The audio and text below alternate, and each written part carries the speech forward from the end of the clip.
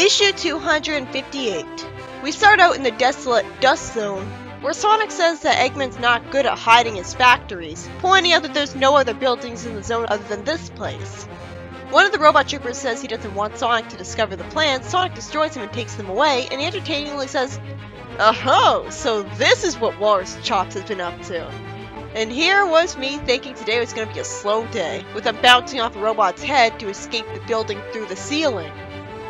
I get him staying on Mobius to wreck Eggman's stuff, but still, with his reputation being ruined, why would he want to risk anyone seeing him? Then he lands on Tails' plane, and the Winged Fortress shows up. Tails says that the last time he was here, Sonic left him to get hit by a giant laser, which Tails' plane narrowly avoids as Sonic jumps out of the plane without a plan and uses the momentum from the plane and Badnik bounces to get to the aircraft. Then Sonic gets threatened by a big lumbering robot that looks silly, with Sonic snarking that he's surprised this aircraft can actually hold its weight. It tries to punch him, with Sonic saying, "Whoa, touchy!" Meanwhile, Tails realizes that none of the Badniks have organic batteries, and yet they ran just fine. And he realizes the Badniks are even old models, dismissing this all as too easy. Sonic says the same thing as a taunt smashing through a robot, showing their contrast, wonders where Tails is when he needs him, and finds out that Robotnik put a doll of himself on a chair, which lures Sonic into a room to get trapped in. The story ends with Eggman bragging that he's lured him here for Winged Fortress to plummet into Metropolis with him on it. I like Sonic's response to him here. It's also a simple matter to apply some deodorant, which you never do. In the next story, I get annoyed by Holly and hope that the Badniks will finish her off, and then Tails tells Dexter to talk the crew through while he'll help Holly. Tails finds her and spins his tails to send some smoke at the Badniks, overheating and blinding them, and defeats the Badniks creatively on live television.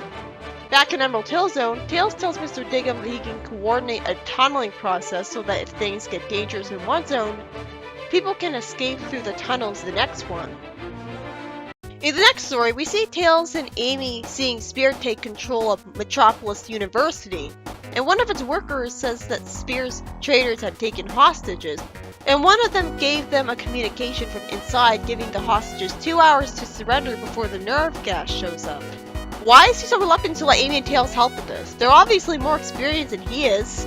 They go in and see a tornado indoors and the room gets frozen over, with some egg robots showing up planning to activate a force field. Obviously Wendy's behind this. Who else would it be? It's amusing to see the egg robots destroy themselves by firing weapons inside of their force fields. They didn't expect their lasers to bounce back at them. So Wendy gets found and arrested, and fortunately Amy is thanked by the person who talked to her about Spear earlier. What is it with him flirting with Amy? I hope he's a teenager too.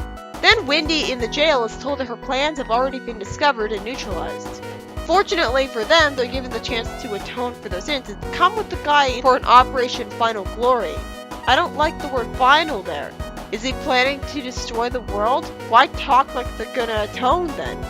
In the next story, we see that Blaze has suddenly been transported to the Dracon Empire by order of magic. Why and how? She senses familiar power nearby and attacks someone trying to sneak up on her, saying afterwards that she knows when she's being watched and wants them to reveal themselves. The Order of Magic was drawn to her by her powers, and for some reason Blaze talks as if she has many powers when she could just control fire. Blaze is told they need her help, and they're part of a group removed from the greater Dracon House of Magic, which is destroying the planet, abusing their power to threaten the populace. Blaze, being an anti-hero at best, doesn't care, and one of the mages says they need help to break into the House of Magic, and they think her flame can get them in there undetected and get them through the barriers. Blaze only agrees to help them because one of them says they'll get her home. Blaze breaks through the barrier around the castle, but then gets attacked. She sends a fire into the mage who protects herself with a force field while she says a badass line, and Blaze gets ganged up on and blasted with lasers by some female magicians. Then all of a sudden we see her emerge from a Mobius ring that the mages she helped had created for her. One of the mages explains to Blaze that most of the magic on planet Drac comes from the same source. The same source coursing through Blaze's veins. And she's probably more powerful than the entire House of Magic. If so, then why does she only have fire magic, and why was she ganged up on and almost defeated so easily by them? The story ends with her being sent to Mobius.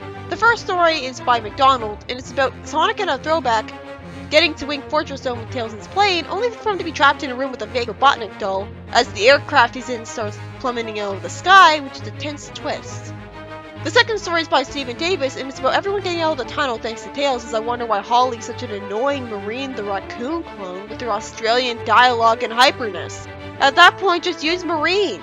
She's a Sonic character at least, and has a good design. I hated any moment this character was around.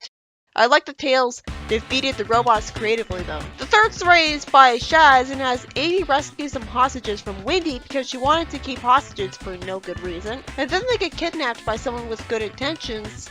As I wonder if the writers forgot all about that Tails doll being sold in the stores plot thread, which seemed pretty important. Not to mention Techno still hasn't reunited with Amy yet. With her being separated from her friends at this point, it'd be great if she got to be another confidant for Sonic, believing him because she wasn't there for the smear campaign. But no, I'm sure she won't be that because she's Amy's bestest friend and never had a single friendship moment with Sonic.